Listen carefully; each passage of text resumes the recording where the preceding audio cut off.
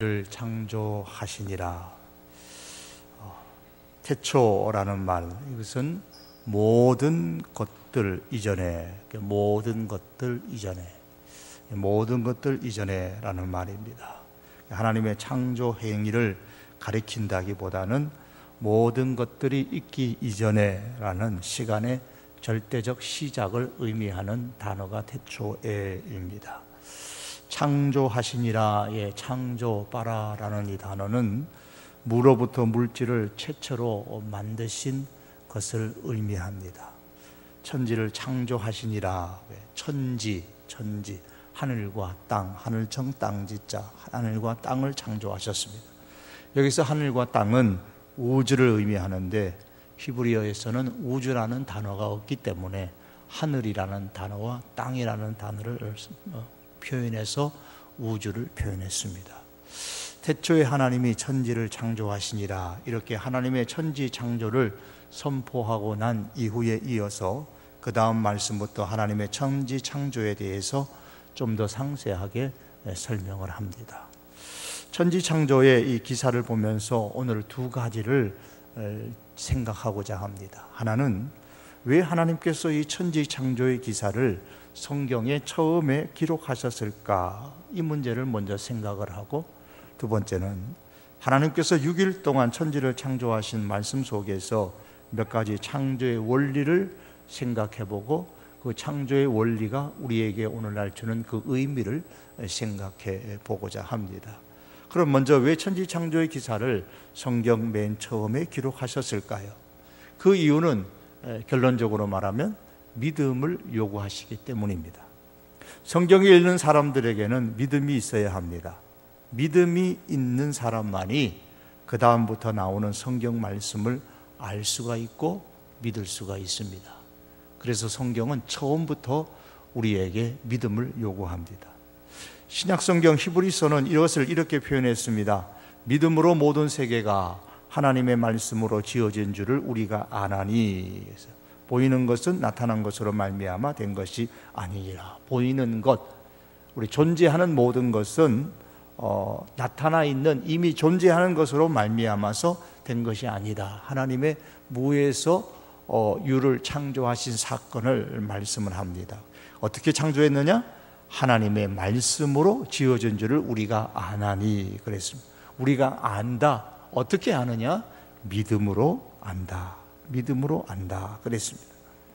다른 말로 하면 창조가 무로부터 이루어졌다는 사실을 논리적으로, 과학적으로 증명하여 결정하는 것은 할 수 없다라는 말씀입니다.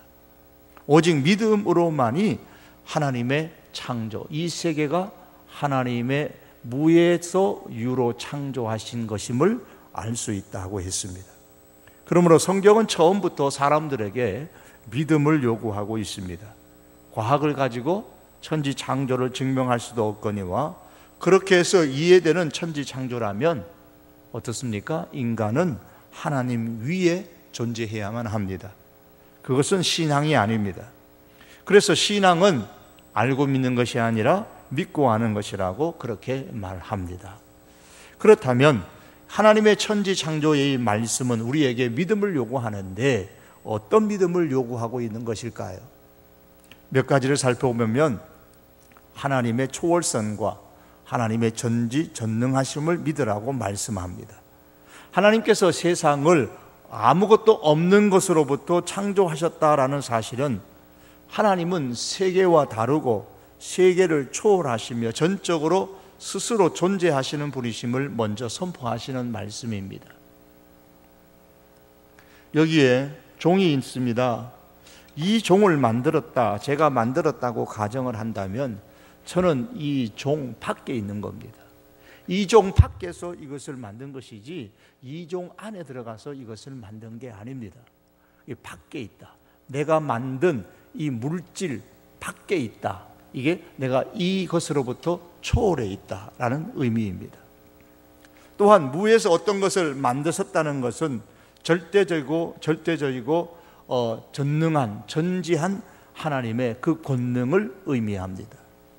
하나님의 그 전지전능하심은 사람들이 어떤 존재물을 사용하여 어떤 다른 형태의 존재물을 만드는 그 인간의 능력과는 비교가 되지 않습니다. 그래서 성경은 하나님의 전지전능하심을 표현할 때에 자주 창조에 관한 기사를 말씀을 하고 있습니다.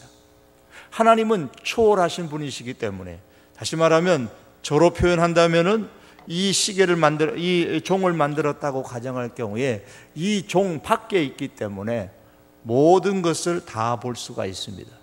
하나님은 초월하신 분이시기 때문에 이 우주, 이 세상의 모든 것을 다 볼 수 있으십니다.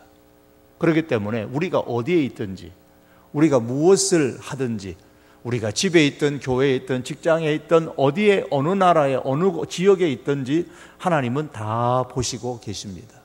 그래서 우리는 하나님 앞에서 살아야 될 이유가 있는 것입니다. 또한 하나님은 이 천지를 전능하시고 전지하신 그 하나님의 권능으로 창조하셨기에, 그 전능하시고 전지하신 그 하나님은 우리가 어떤 환경 가운데 있다고 할지라도 하나님은 그것을 해결할 수 있는 힘이 우리 하나님께 있다는 사실을 믿으라라는 말씀입니다. 또한 하나님의 천지 창조는 하나님의 무한하심을 믿으라고 말씀하고 있습니다.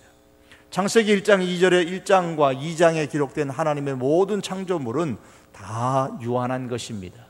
하나님은 시간 안에 이 모든 것을 존재하도록 만드셨습니다. 하나님께서 시간을 창조하셨다라는 이 말씀은 바꾸어 말하면 하나님은 이 시간 안에 존재하지 않으시고 시간을 뛰어넘으신다라는 뜻입니다. 즉 하나님은 시간을 넘어서시는 무한하신 분이십니다. 시간을 넘어서시는 무한하신 분이 하나님이시기 때문에 모세가 믿었던 하나님, 광야의 이스라엘 백성들이 믿었던 하나님, 그 하나님은 여전히 오늘 우리가 믿는 하나님이십니다. 그때 역사하셨던 하나님, 이스라엘 가운데 역사하셨던 그 하나님, 성경 가운데 역사하셨던 하나님, 그 하나님은 무한하신 분이시기에 오늘도 여전히 우리 가운데 거하시고 계십니다. 하나님은 모든 창조물을 시간 안에 주셨다, 이 말씀은 하나님의 모든 창조물들은 어떤 의미에서 마치 가건물과 같다는 의미이기도 합니다. 하나님의 모든 창조물들은 영원히 존재하도록 하기 위해서 세우신 것이 아니고 특별한 목적을 위하여 잠시 세운 가건물과 같은 것입니다. 이것을 2절에서는 공허하다라는 말로 표현합니다. 공허하다라는 말은 비어있다라는 뜻입니다. 비어있다. 하나님께서 창조하시는 그 시간 안에, 공간 안에 모든 것이 비어있는데 그곳에 하나님께서 형태를 갖춘 것을 그 안에 물건을 집어넣으셨다, 그 말씀입니다. 산이라는 물건을 넣으시고 강이라는 물건을 채워 넣으시고 이게 다 채워 물건을 넣으셨습니다. 그러나 가건물은 언젠가는 철거하게 됩니다. 세운 목적이 끝나면 철거가 됩니다. 하나님께서 세우신 이 가건물에서, 그렇기 때문에 우리 사람들은 영원히 살 것 마냥 그렇게 고집 피우며 살게 된다면 그것은 어리석은 생각입니다. 아무리 분양할 사무실이, 분양 사물이 좋아도 실제로 짓게 되는 아파트 건물보다는 못한 것입니다. 애굽의 비옥함에 견줄 수가 없고 에덴 동산과 같이 아름다운 소돔과 고모라 땅만 하겠습니까? 하나님은 그 좋고 비옥한 애굽도 철거시키시고 소돔과 고모라도 철거시키셨는데 하나님께서 세우신 이 땅의 가건물들은 언젠가는 다 하나님께서 철거하실 때가 분명히 있습니다. 목적이 지나가면 가건물은 철거됩니다. 이 세상도 그러합니다. 그러면 왜 하나님께서는 이런 가건물의 세상을 만드셨을까요?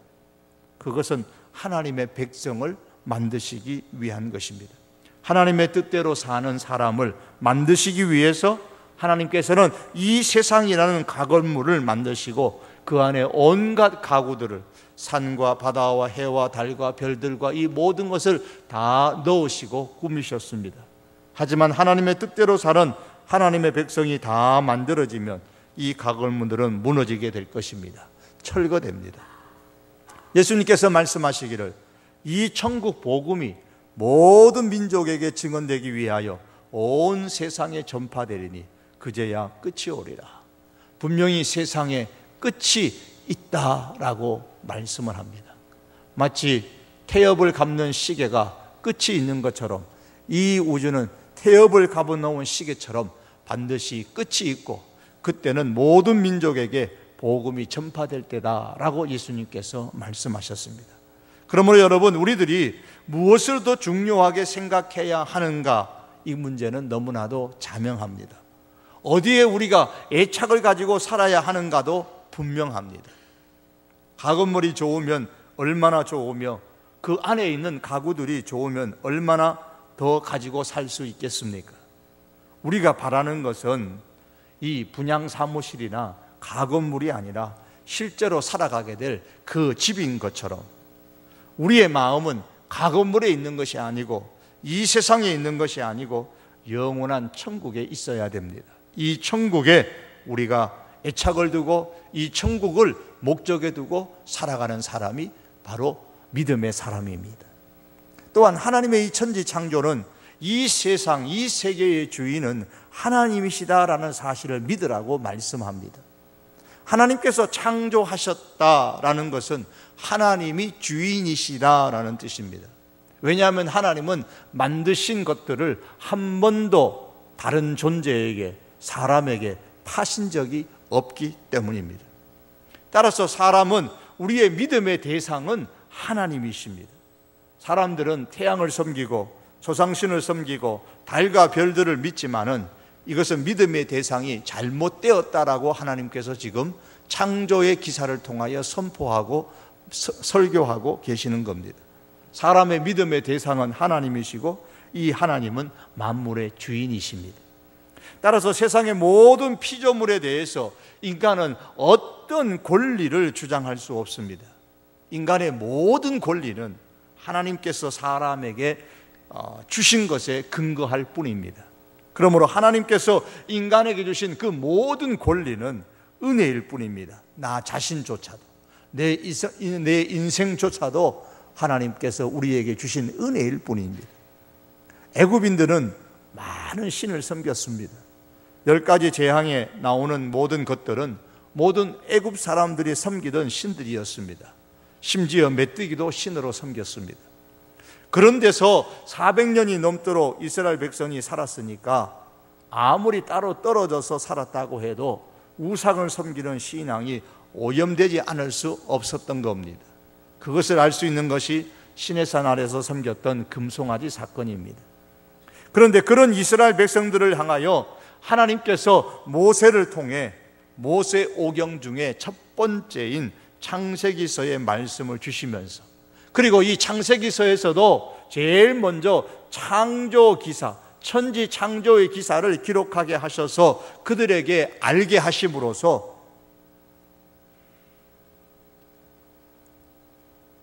진정으로 이 우주의 이 참된 신이 누구인가를 이스라엘 백성들에게 가르치시고 믿으라고 말씀하고 계시는 겁니다. 너희가 애굽에서 배우고 오염된 모든 우상들을 다 버려라, 다 씻어내어라. 세상은 하나님께서 만드셨으니 세상의 주인은 오직 하나님밖에 없다.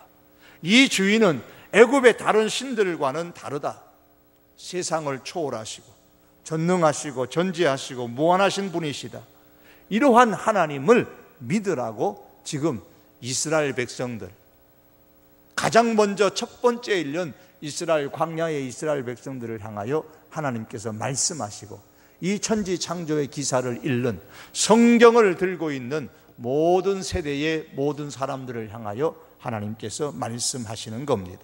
즉 오늘날 이 창조 기사를 읽는 저와 우리들에게도 하나님께서는 이 믿음을 요구하십니다. 하나님이 우리 인생의 이 모든 것의 주인이시라면, 그 하나님이 초월하신 분이시고 그 하나님이 전지하시고 전능하신 분이시라면, 그 하나님이 무한하신 분이시라면, 그 하나님을 우리가 과연 믿을 때에 우리가 어떻게 살아가야 될 것인가, 창조의 기사를 통해서 우리의 신앙을 다시 한 번 더 성찰해 볼 수 있기를 바랍니다. 두 번째로 이 창조 기사를 보면서 생각해 볼 것은 하나님의 창조의 원리입니다. 몇 가지 원리가 오늘 창세기에 나오는 이 창조기사 속에 나타나고 있습니다. 그 첫 번째 원리는 저녁이 되며 아침이 되니라는 이 원리입니다. 이 말씀은 5절이나 8절, 13절, 19절, 23절, 31절 이 모든 절에서 말씀을 합니다. 우리의 개념에 있어서 하루는 해 뜰 때부터 시작해서 해질 때까지 끝이 납니다. 그러나 이스라엘에게 있어서 하루의 개념은 항상 저녁에서 시작하여서 그 다음날 저녁까지입니다. 항상 저녁이 되며 아침이 되니입니다. 하나님은 사람에게 아침을 먼저 주시지 않으시고 저녁을 먼저 주셨습니다. 이러 볼 때 사람의 생활은 쉼으로부터 시작되는 겁니다. 저녁, 밤, 쉼으로부터 시작되는 것이 창조의 원리입니다. 그런데 사람들은 밤이 되어도 쉬려고 하지를 않습니다. 더 많은 돈을 벌려고 사람들은 이 창조의 질서를 무너뜨리고 밤이 되어도 무리하게 일을 하는 사람들이 많습니다. 술을 마시고 노름을 하느라고 밤을 지새우며 그렇게 사는 사람들도 허다합니다. 심지어 날이면 날마다 은혜를 받겠다고 철학기도를 하기도 합니다. 잘못된 것입니다. 예수님께서도 철학기도를 하셨습니다. 그러나 날마다 매일매일 그렇게 하시지는 않으셨습니다. 특별한 일이 있을 때에, 인생의 중요한 시기에 중차대한 결정을 해야 할 때에 밤을 새워가며 철학기도를 예수님께서 하셨습니다. 우리도 그렇게 해야 됩니다. 그러나 날마다 매일매일 그렇게 철학기도를 하며 살아가는 것은 할 수도 없거니와 그렇게 해서도 안 되는 문제입니다. 왜냐하면 그것은 하나님의 창조의 질서를 깨트리는 겁니다.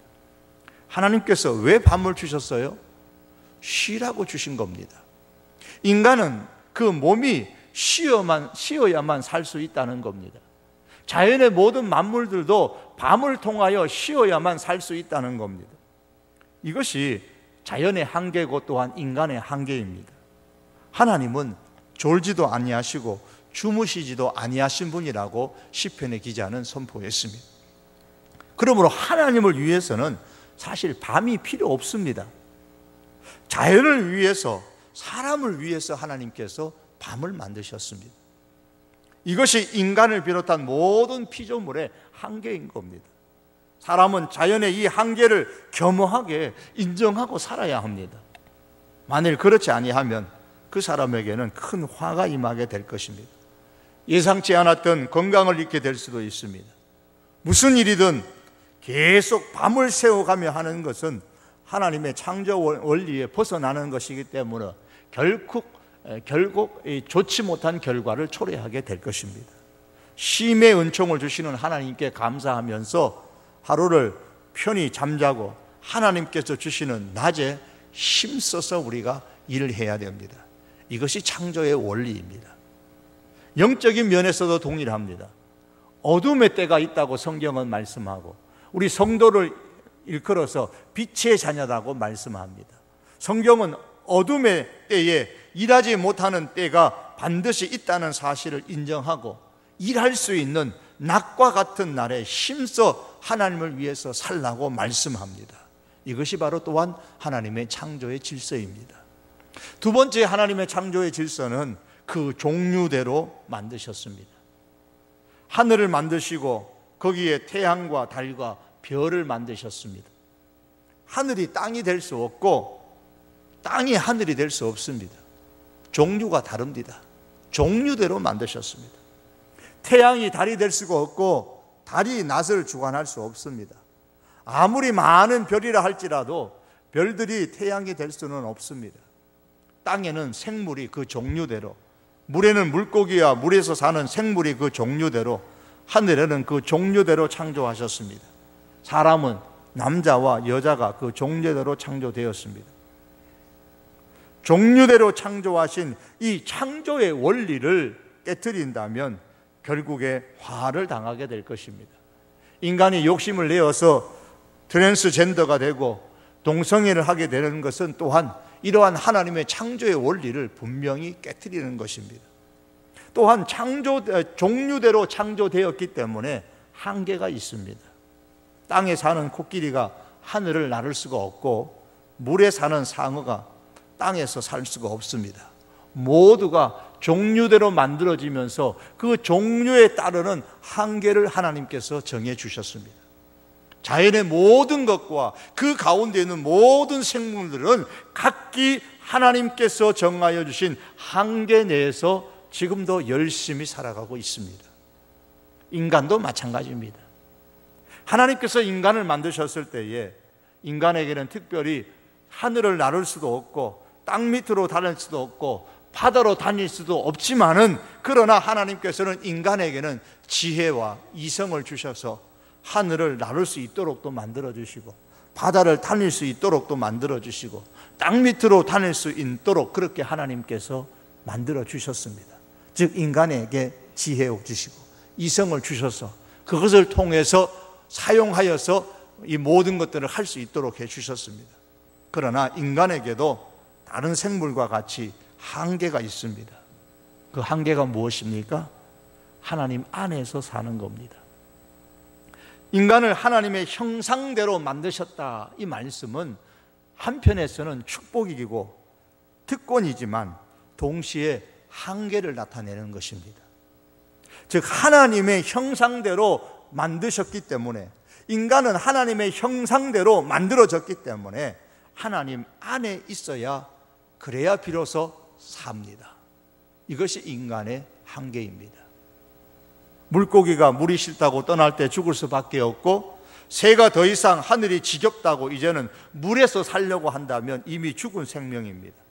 인간도 하나님이 싫다고 하나님의 품을 떠날 때에 그는 이미 죽은 생명입니다. 아무리 박식하고 똑똑하다고 할지라도 하나님을 떠난 인생은 시체입니다. 이것이 인간의 한계입니다. 하나님께서 각각 종류대로 창조하신 것에는 또 다른 의미가 있습니다.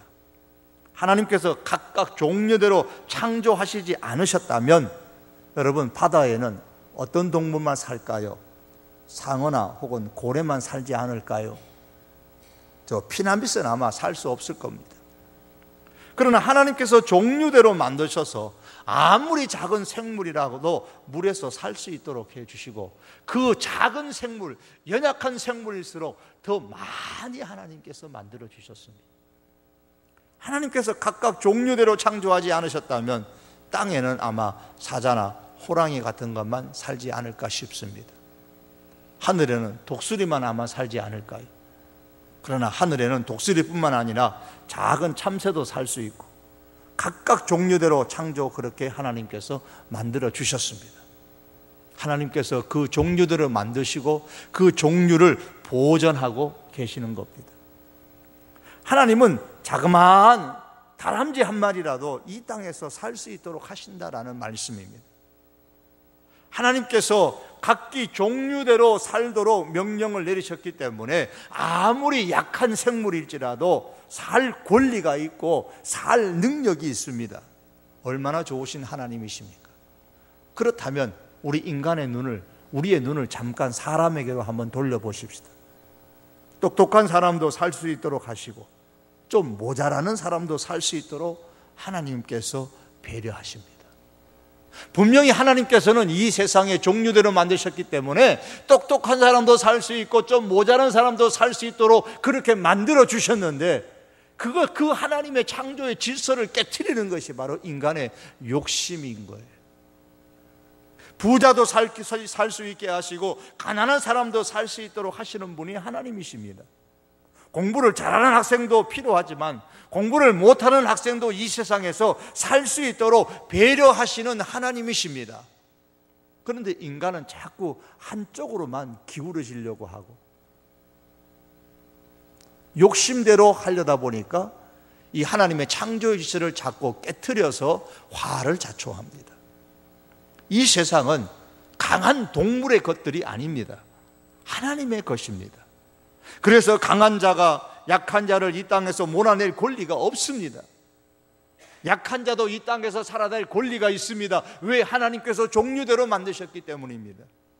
때때로 실직을 하거나 사업에 실패를 했을 때에 살 소망도 힘도 없을 때에, 그럴 때는 여러분 어떤 면에서 자연으로 돌아가서 지혜를 배울 필요가 있습니다. 자연에는 아무리 약한 동물이라 할지라도 분명히 생존해 있는 것을 우리는 볼 수 있습니다. 예수님께서 공중 나는 새를 보라고 하셨습니다. 언제 새를 보라고 하셨습니까? 하나님께서 그 새를 먹이신다고 말씀하셨으니까 아마도 먹을 것이 없을 때에, 학비가 없을 때에, 사업 작업이 지금 없을 때에, 곤란을 겪을 때에, 사업에 실패를 했을 때에, 혹은 실직을 했을 때에 하나님께서 공중 나는 새를 보라고 말씀하지 않으셨을까요? 다시 말하면 인생이 너무 힘들 때에, 무엇을 먹을까, 무엇을 마실까 걱정스러울 때에 하나님께서 공중 나를 새를 보라고 말씀하십니다. 왜 그런 때에 공중 나는 새를 보라고 하셨습니까? 공중 나는 새를 보고 자연을 보고 지혜를 배우라는 겁니다. 왜냐하면 하나님께서는 그 새에게도 관심을 갖고 계시고 살게 하시는 하나님이심을 깨달으라는 말씀입니다. 하나님은 종류대로 만드셨기 때문에 연약한 자들도, 연약한 상황에서도 하나님은 이 땅에서 살 수 있도록 그렇게 배려하시는 하나님이십니다. 이 하나님을 우리가 믿고 살아야 됩니다. 마지막 세 번째로, 자연 법칙대로 움직이도록 그렇게 하셨습니다. 해는 달은 달대로, 별은 별대로, 계절은 계절대로, 산은 산대로 하나님께서 창조하신 이 자연의 법칙대로 움직이도록 하셨습니다. 그 뒤에 하나님이 계십니다. 해 뒤에 하나님이 계시고, 달 뒤에 하나님이 계시고, 가을 뒤에, 이 땡볕같이 무더운 이 여름 뒤에, 또한 추운 겨울 뒤에 하나님이 계십니다. 하나님이 계시며 하나님께서 관리하고 계십니다. 이것이 자연의 법칙이고 이것 또한 하나님의 원칙입니다. 그렇다면 여러분, 우리가 이 자연의 법칙대로 인간이 치료를 받는 것도 하나님의 은혜고, 더 나아가서 때때로 하나님께서 이 자연의 법칙을 초월해서 일하실 때가 있어요. 예를 들면 광야에서 이스라엘 백성들에게 하늘에서부터 만나를 내리게 하셔서 살게 해주셨던 것은 자연의 법칙을 초월한 하나님의 특별한 사건이요, 섭리요, 은혜였습니다. 그러나 항상 그렇게 해주신 것은 아닙니다. 가나안 땅에 갔을 때는 더 이상 하늘에서 만나가 내리지 아니하고 땅에서 수고한 대로 거둬들일 수 있는 땅의 것을 먹도록 자연의 법칙 속에서 인간이 살아갈 수 있도록 그렇게 하나님이 행하셨고, 하나님은 그 자연의 법칙의 뒤에서 숨어서 섭리하시고 살피셨던 겁니다. 그러므로 자연의 법칙에 의해서 행하시는 그 하나님의 이 모든 일들도 하나님의 은혜요, 자연의 법칙을 뛰어넘어서 우리에게 주시는 그 하나님의 섭리도 또한 하나님의 은혜입니다. 그러므로 여러분, 우리는 자연의 섭리, 이 자연의 법칙을 뛰어넘어서 하나님께 주시는 그 기적과 같은 그런 사건들만 우리가 기대하지 말고, 또한 그런 사건들을 경험했을 때만 하나님 앞에 감사할 것이 아니라 하루하루를 수고하며 살아가며 소득을 얻는 것도 하나님의 은혜요, 매일매일 하나님께서 우리에게 건강을 주셔서 살아갈 수 있도록 해주시는 것도 하나님의 지극히 크신 하나님의 섭리요, 하나님의 은혜인 것을 우리가 기억하면서 살아갈 수 있는 하나님의 사람들이 될 수 있기를 바랍니다. 이제 말씀을 맺으려고 합니다. 여러분, 이러한 하나님의 창조 원리를 우리가 기억하고, 이런 하나님의 창조 원리에 따라서 믿음에 따라 믿음을 드러내면서 믿음을 표현하면서 살아갈 수 있는 그런 하나님의 백성들이 될 수 있기를 주님의 이름으로 축복합니다. 이 시간 우리 함께 기도하시겠습니다. 제가 이제